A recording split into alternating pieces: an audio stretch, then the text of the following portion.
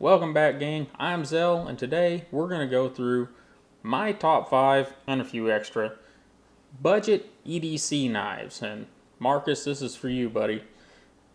Also, I want to give a shout out to Blazin Blades. That's another channel here on YouTube, and that guy does some fun stuff. You're going to want to see it. He plays with some larger fixed blades and some folders, and he has some really neat ideas on how to improve some things. Anyhow, I'm going to put a link to his channel in the description. You guys should go over and check him out. But for now, let's get into this top 5 or so budget EDC knives. Marcus commented and asked for a budget knife, kind of a top 5. And we're going to do that, but he also mentioned he'd like to see kind of how this channel started, where the beginning was. And you're looking at it right there. Inside that old beat up leather case, and as you can see, it's beat up, been used hard. It does say Buck across there. Around here on the back, the pocket loop, or the belt loop here, is pretty trashed. It's been sewn up several times, and it's carried more than one knife, more than one brand of knife actually. It's not always carried a Buck. So what might be inside it? What do you think? I can tell you the knife inside it was purchased somewhere around 1979, 1980, and it was a big deal whenever it was purchased. It was one of the first knives that my dad was probably able to afford that came with a quality blade steel. So, and he was excited about getting it, and we should probably take a look at it. It is a Buck Esquire, and at the time my dad saw this knife, I don't know if it was in a Field and Stream or what, but probably in some magazine, and saw that it had the 440 stainless steel. And working where he was at the time, stainless steel was kind of a big deal, kind of important for him. And we went to the local hardware store, and he asked Mr. Hanks to purchase him one, or to order him one. And he did. A few days later, we went back and picked it up. And then, whenever I made it to about, 12 or 13 years old, Dad gave it to me, and he moved on to a Charade and then a Spyderco, I believe was the progression he went through. But it is a Buck 501, and I believe they were called Esquires at this time. Later on, they turned to Squires because Esquire magazine had a trademark on Esquire. But it's still sharp, but it's not one to be cutting anything serious with anymore. It has had so much use that it's just worn out. But it will still cut. I've got a little paper here.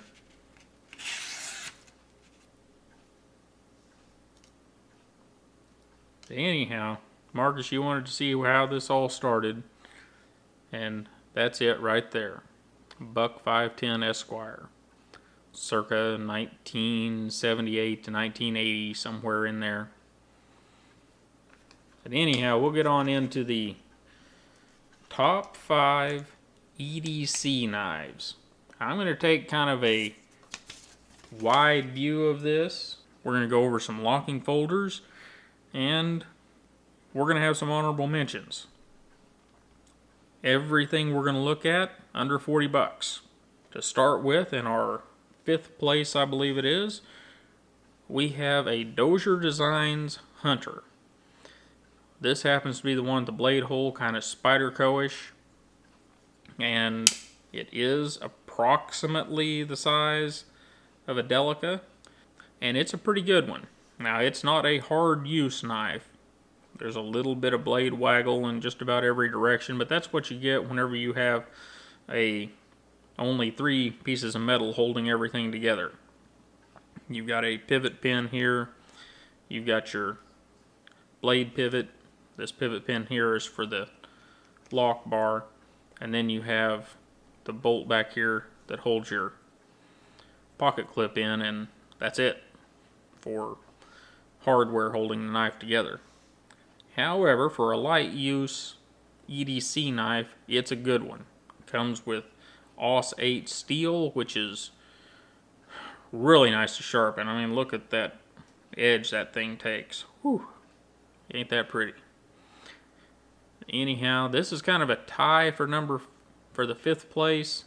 It's a Dozier Designs K-Bar Hunter. Comes in a lot of different configurations. This one happens to be, like I said, with the blade hole. And that blade hole works okay. It's not as Spyderco-ish as you might think. It's a little too low in the blade. But you do get used to it, and it does work well enough. And runs anywhere from $20 to $25, depending on what configuration you get and what colors and whatnot. And you can get it in several different colors, and you can get it with a thumb stud instead of a blade hole. And I'm not sure what else. There's a lot of different configurations. If I were to buy another one, I would get an uncoated blade and get one with a thumb stud. The other knife tied for 5th place would be the Kershaw Zing. And I have a love-hate relationship with this thing. It's an uninspiring design to me. There's nothing special about the way it looks. But whenever you get the knife open, get it in your hand, it just works. Doesn't really matter how you get a hold of it. It just works. And one last thing we're going to do here that I almost forgot. We're going to run these things across the scales. We're not going to get into dimensions. All the blades are right around 3 inches except for a couple of them, and I'll note those. But weight for an EDC knife is fairly important. The Dozier by K-Bar is 2.15 ounces, which makes it extremely light. That's one of the other really nice things about that knife. The Zing, 3.44, so it's still kind of light, but getting a little heavier. It is all stainless.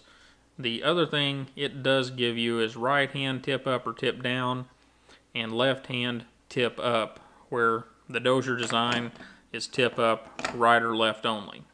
This knife is kind of wild on price. It can be down as low as 20 bucks, and it can be up over 30 bucks. I really don't know why that happens, but well, that's the way it is. Today it was $22.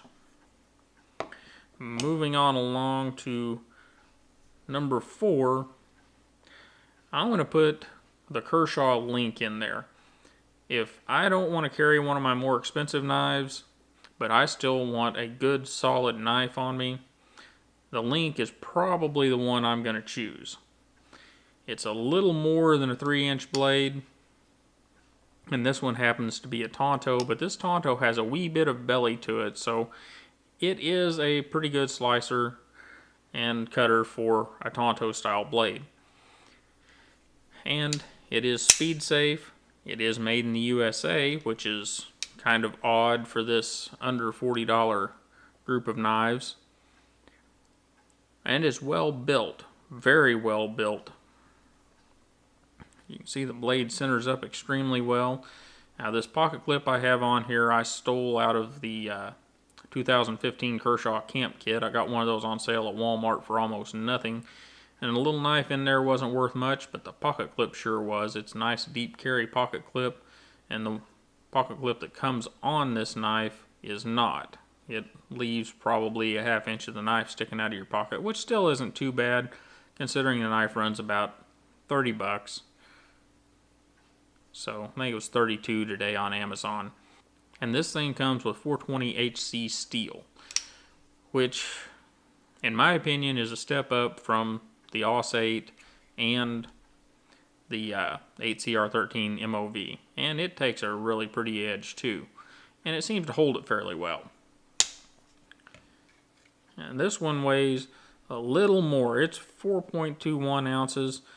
So out of the group of knives we've got here for our countdown, it's probably the weighty one. Now we're going to run into a tie. For third place, we have the two bird knives, the Kershaw 2 and the Meadowlark 2. And both of these knives, you get about 75 or 80% of their Spyderco counterpart at about a third the price. Both these knives today were under 19 bucks. That was on Amazon. And you get FRN and a 4-way pocket clip. With Kershaw 2, you get a 3 3/4 inch blade. Good comfortable handles on each, and they work just about any way you want to get a hold of them. The Meadowlark 2 is just smaller, just under a 3-inch blade. It's like 2.9 if I remember right. And you essentially get all of the ergonomics of the Endura and the Delica in a package under 20 bucks. However, you do have the 8CR13 MOV steel, but we'll talk about dealing with the cheaper steels here in just a minute once we get done with our countdown. Anyhow, we should probably weigh these things. The Kershaw 2 weighs in at 3.14, and that's pretty darn light for a 3 3/4 inch blade. The Meadowlark 2 comes in at 2.31, so it's right down there with that Dozier knife, but it's better constructed. Doesn't have quite as good a blade steel. The 8CR13 MOV seems to do well in these bird knives, but I'm not going to put it on par with AUS 8. I think AUS 8 is just a better steel. Moving on along and up the price scale, we get to the Kershaw Link. Now, the model I have here is a D2 model, and it is more than $40. But we're going to use this as a representation of the standard model with the Sandvik steel in it. I've carried the Sandvik models a lot. I like that steel, and it is, in my opinion, a step up from the AUS 8 and also from the 8CR13 MOV, and probably not too far from being on par with the 420HC. The 420HC probably edges it out by just a little bit. But in this knife, you get a 3-inch blade, and it's super slim. Super slim. Get this thing in your pocket and you don't even really know it's there. The only downfall is, as you can see here, I have an aftermarket pocket clip on this one that I picked up off eBay, is the stock pocket clip, if you want to carry this thing tip up, leaves this weird amount of knife sticking out, and I say weird because it gets caught on things where other knives that leave the same amount sticking out don't. And I really don't understand that, but it happens. If you carry it tipped down, it's not a problem. It stays down and out of the way. So this is our kind of high end, and this is also a US made Kershaw, the Sandvik one, as well as the D2 model here, or composite model, I guess I should say. And I think the weights on them are fairly comparable, so we'll go ahead and weigh this one. We go in right at about 3 ounces, so it's fairly light. So that was number 2. And I actually carry that leak a lot, and before I had this D2 model, I carried a Sandvik model quite a bit.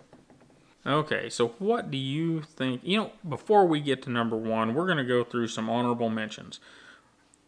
The knives we just looked at, with the exception of the Kershaw Link 1776, are kind of medium light duty knives, and some of you guys may be looking for a heavy duty backup to whatever your good knife is.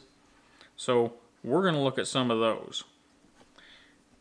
first one we're going to look at, kind of an honorable mention here, because to me this is not an EDC knife, but I see a lot of you guys that just love this thing. It's a Kershaw Shuffle 2. And and I understand it. You've got a flat bladed screwdriver here, you've got a place to open your beer bottles or soda bottles. Maybe it's root beer, I don't know. But the bottle opener works well. It's got a clip on it that keeps it in a good spot, left or right hand. Tip down, blade back. Not my favorite, but it works good and keeps the knife out of the way in your pocket. Nothing really to get on you in your pocket. And you have a very tough looking little blade there with its multiple grinds. Got a swedge up here, and then they ground for the end of the Tonto, and then they put another flat grind in here to make all these nice interesting lines across there. And I understand, for some of you guys this thing makes a great EDC knife. It's not for me. For me, this is a knife I'm going to stick in a glove box, or I'm going to take camping with me, or something of that nature. While we've got it out here, I'll show you another of the reasons that I'm not a huge fan of it.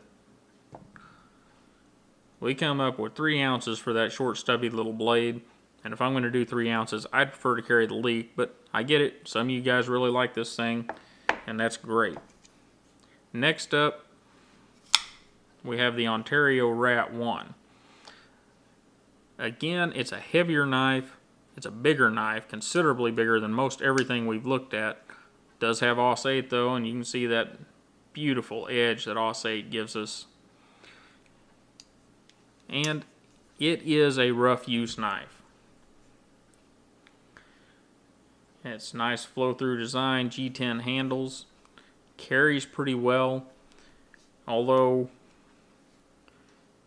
at might as well be 5 ounces, it is pretty heavy, but makes up for some of that and being pretty slim here. Now this big old thing, if you guys remember this, I did a review on this knife, and this one was the Tonto model. I fixed that. It is no longer a Tonto model, it's now a drop point. A little bit of blade reshaping. But I like this thing, but it has become too heavy. I know there's a bunch of you out there that just love them, but here's the deal. It's 5.7 ounces for just over a 3-inch blade. Now for some of you guys in a hard use environment, I get it. Works good for you. And I have carried this and I have used it in those environments, and it does work well. It's 8CR13 MOV again. But as we'll talk about here in a minute, that's not as big a deal as some might think. Our last hard use knife that I would talk about would be the Cryo. And this is another one that kind of perplexes me. It's a well-built knife. For Kershaw's Chinese line, is probably one of the better built knives I've seen. It's definitely a Hinderer design that comes across as a Hinderer design. Got your blade grinds, your blade shapes, all Hinderer. And this one happens to be the G10 model, comes at around 30 bucks. And I didn't mention that on the Cryo 2, but it's around 30 bucks too. But here you are, under 3 inches on the blade. And what do we come up with? 3 3/4 ounces. Most of the time to me that's just too heavy. But there are times, I keep saying too heavy on these knives here.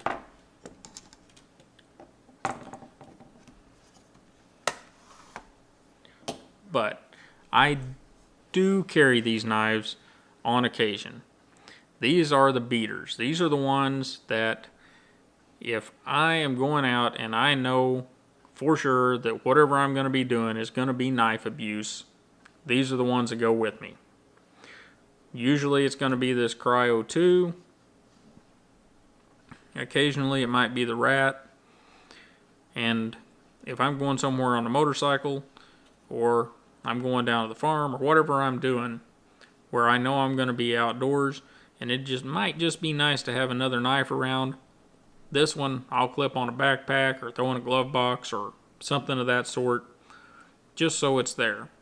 And you know, you might need to open a bottle or something, and that's a pretty darn cool bottle opener for sure. So anyhow, that was our sideline thing. Now let's get back to our countdown. Alright, so here we have it. The number one budget EDC knife, in my opinion. I've been carrying one of these knives every day since I'm not even sure, somewhere in my teens. And whenever I fall over before they put me in a grave, one of these knives, you can assure, will be in my pocket. So, here it is, guys. A 58mm Swiss Army knife. There are several different versions of it out there. You know, this is a mini champ. We've got classic SDs, and I don't remember the names for all the other ones. There's a Rambler in here somewhere. This knife is with me every day. It doesn't matter what knife I've got. It doesn't matter if I've got a buck marksman in my pocket. It doesn't matter if I've got this big old expensive freaking Spyderco in my pocket. Doesn't matter what it is. I always have a 58mm Swiss Army knife. And quite honestly, it is usually a Rambler or an SD. Like here we have a Rambler. It's kind of the middle child of the 58mm Swiss Army knives, and it's generally the one I carry. But I have, I don't know, probably 8 or 10 of these SDs, and I forget what they call the basic one. But it doesn't matter. I've got 8 or 10 of those. And the reason I have 8 or 10 of those is because these little guys get lost, find themselves in the washer and dryer, find themselves in many different places that isn't in your pocket. Basically, I lose them quite often. But I have plenty of backup so that I never have to be without one. Because if I'm without one, you know, I could do without the little blade on there. But I couldn't go through a whole day without the tweezers, the little pair of scissors, and a little Phillips screwdriver there, and the little flat blade screwdriver. If I by chance forget to pick one of these up on my way out the door, I'm not away from home 30 minutes and I realize it's gone, and then my whole day is just all messed up. So if you don't have one of these guys, you can pick up the classic SD. If you watch online and in your department stores and whatnot, outdoor stores, you can get them as cheap as $9. I think this model here, which is just below the SD, doesn't have scissors on it. I think I bought a card of these for like $14 for 2 of them. The classic SDs usually run somewhere between $10 and $20 depending on what you're getting. But the basic red one is always under $15 and sometimes around $10. If you don't have one, that's the one knife I'm going to tell you, go get yourself one.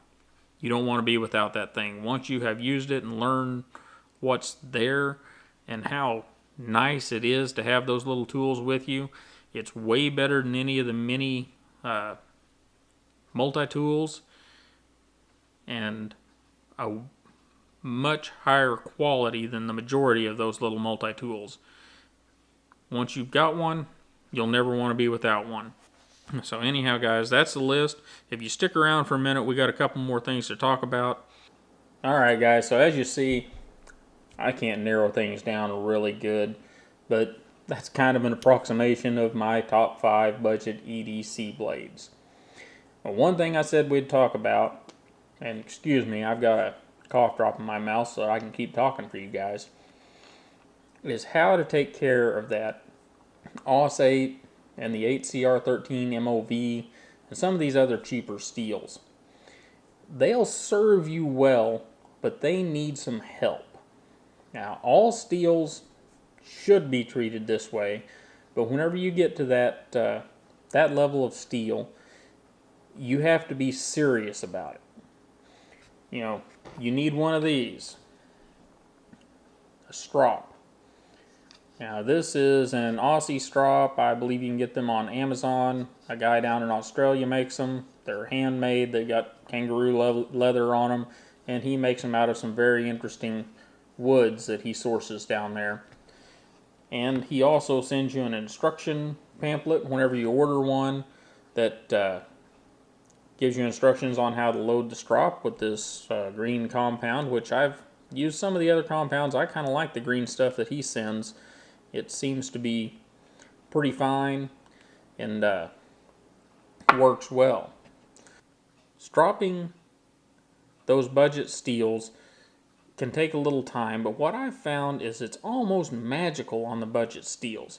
If you will strop that knife regularly, and I mean, if you go out and you cut up a few boxes and some paper and open some stuff, as you go through the house, just run the knife over the strop a few times, and you can bring that back to that nice razor sharp edge fairly easily.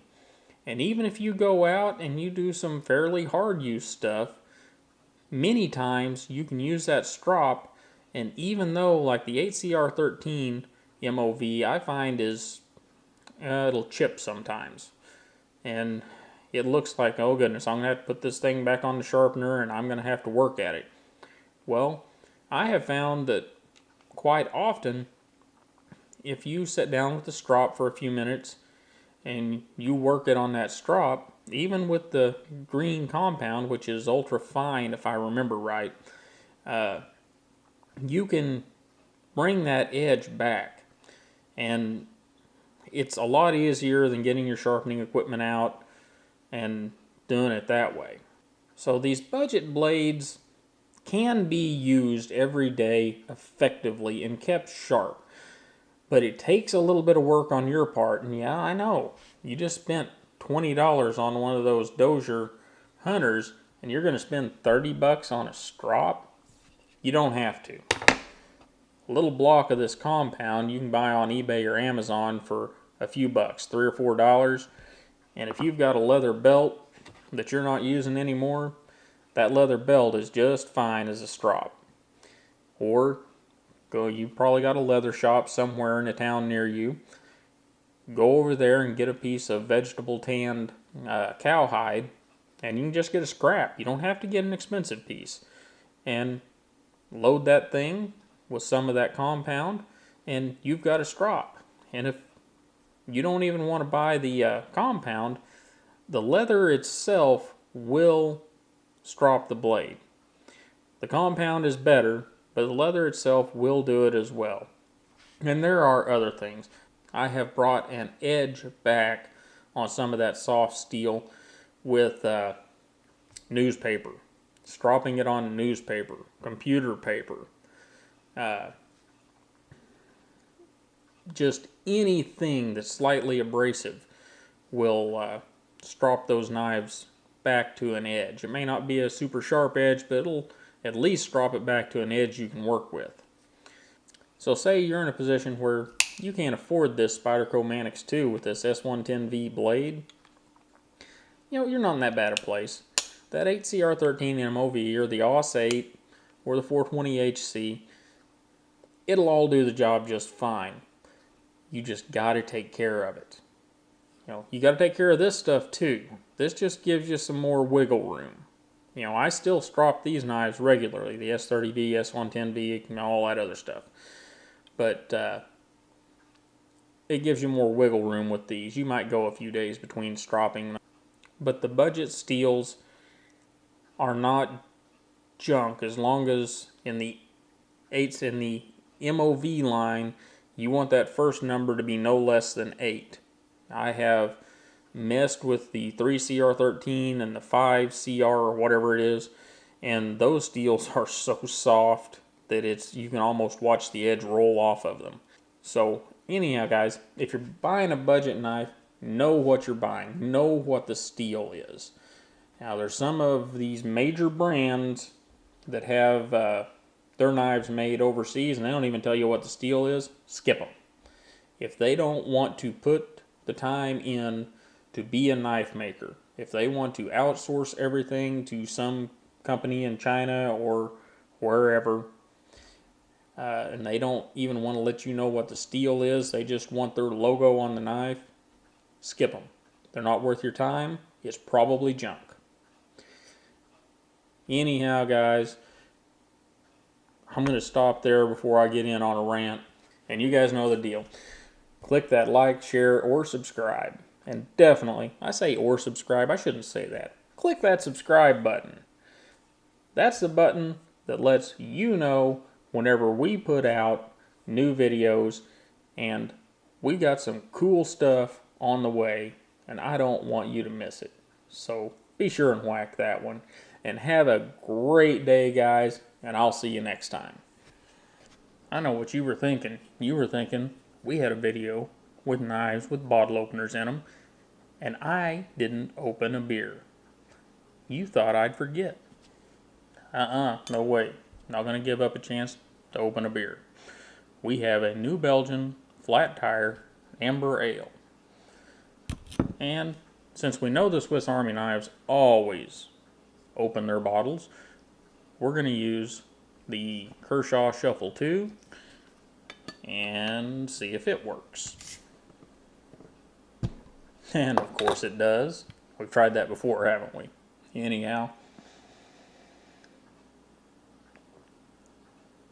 you guys have a great day.